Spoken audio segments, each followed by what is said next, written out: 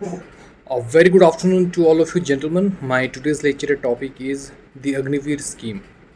So, I have divided my topic into three parts. First, there will be an introduction, then, I'll talk about the advantage and disadvantage of this scheme, and finally, I will conclude by giving my opinion.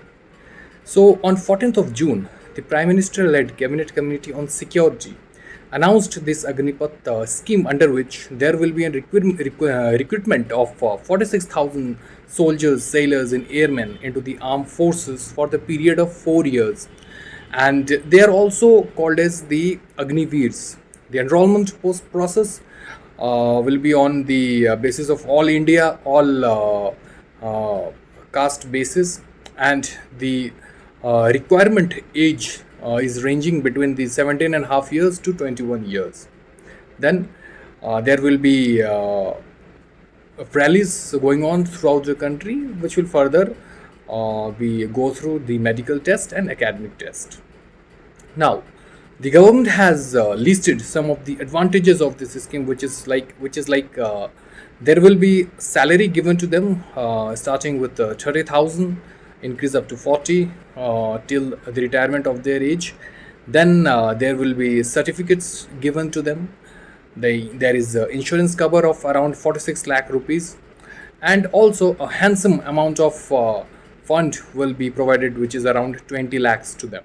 So there will be definitely a lifetime opportunity for these youngsters to serve to the army and to the nation, and also, they will learn the skill in the armed forces, and you know the financial packages will support them in the future for their development, and they also learn the self-discipline and military ethos in the civil society. Now, so this is all about the introduction and the advantages of this scheme. Now let's come on to the my opinion part. Now the question is, why government has brought this scheme and what is its requirement? What I think is, government is trying to reduce the burden on the defense budget. As we know that out of our defense budget, which is around 5 lakh 23,000 crore, we have to spend 1 lakh 20,000 crore only on the defense pensions, which is around 23% of our defense budget. Apart from that, there is a salary given, then there is a maintenance cost. So a lot of burden are there on the defense budgets, because we want the modernization of our army, we want the state of the art equipment. So government is trying to reduce the budget on burden on the on our budget. And also, according to the our modernization plan, we are going to reduce the strength of our army.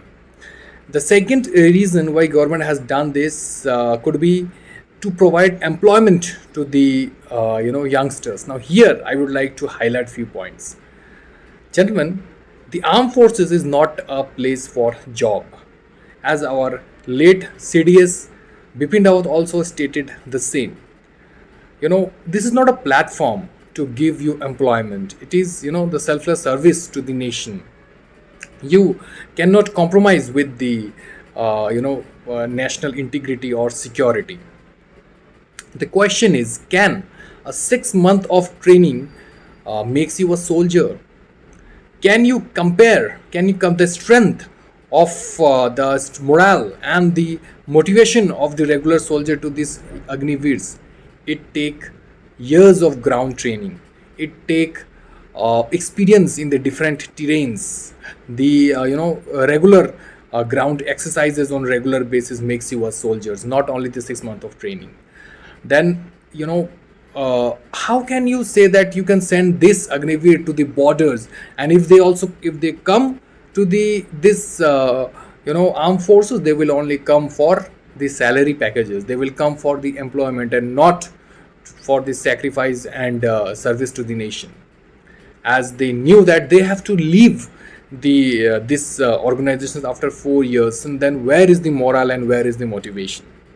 Apart from that, the armed forces is an organization which was made for the battle scenario, not for the peace. It has a time tested structure. So by bringing this